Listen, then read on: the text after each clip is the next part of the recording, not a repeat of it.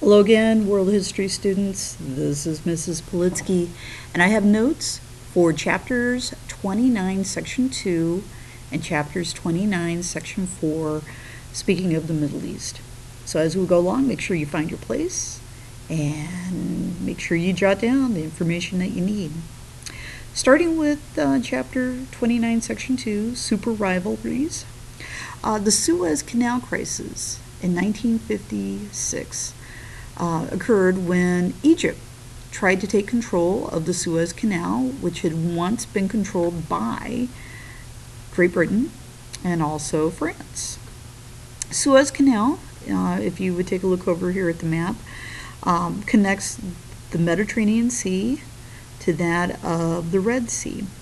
And it is a series of canals and locks that are basically between the region of Egypt, between kind of the isthmus, if you would want to call it that, from where a little east of the city of Cairo, and what is kind of geographically known as the Sinai Peninsula. Great Britain, France, and Israel in 1956, for the most part, attacked Egypt when they assumed control of this canal. And the Soviet Union threatened to enter this conflict on the side of the Egyptians. And the United States, well, it insisted that the Western Allies end the conflict as quickly as possible. And at some point in time it was. Egyptians, for the most part, they felt like they had basically lost a great business opportunity when the British, for the most part, were in control of this canal zone. And what they wanted to do was to nationalize the canal so that they could receive the money and profits that were used as tolls that the British, for the most part, were able to pocket.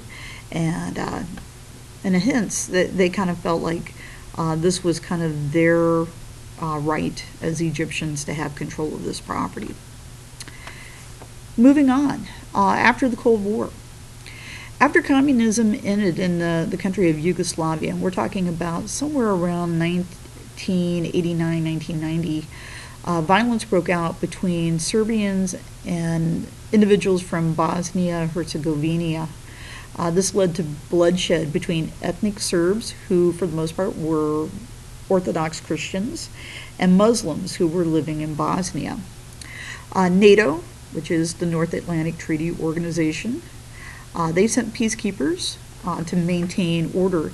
And just so you know, kind of a local note here, there were many peacekeepers that were sent to this part of the world that came from the city of Columbus. Many of them kind of stationed with the National Guard unit that is located down there.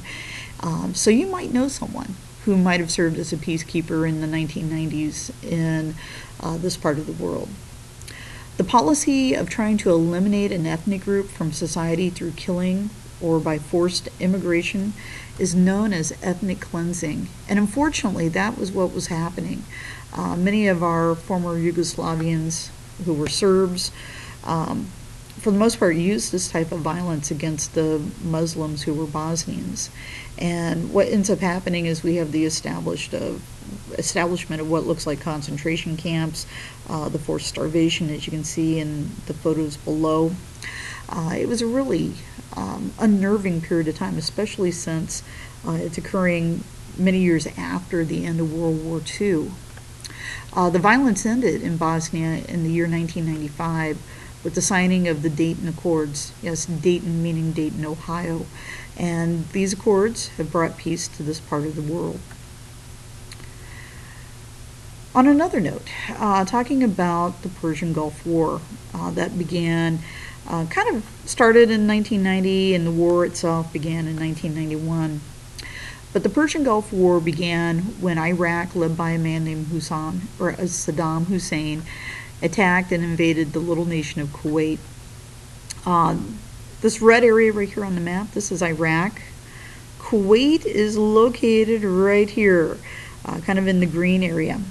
And the reason why Kuwait was such a great target here for the Iraqis, aside from the fact that they're adjacent to one another, is the fact that Kuwait had a lot of access to the Persian Gulf, And sitting literally right beneath the nation of Kuwait is a very vast oil reserve.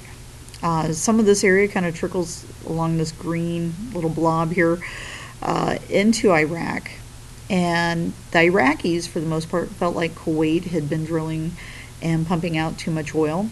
They felt like they had a stake here because some of that oil reserve kind of stretched into their territory, and hence they thought it was just for them to invade Kuwait to maintain control of this oil.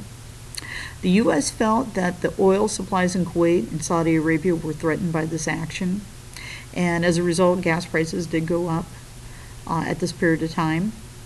And so the U.S. led a multi-nation United Nation force that eventually would invade Kuwait in the year 1991, and eventually they would liberate the Kuwaitis. So they, down here in this region, this is Saudi Arabia, they staged their troops, they invaded, and they pushed the Iraqis out of Kuwait.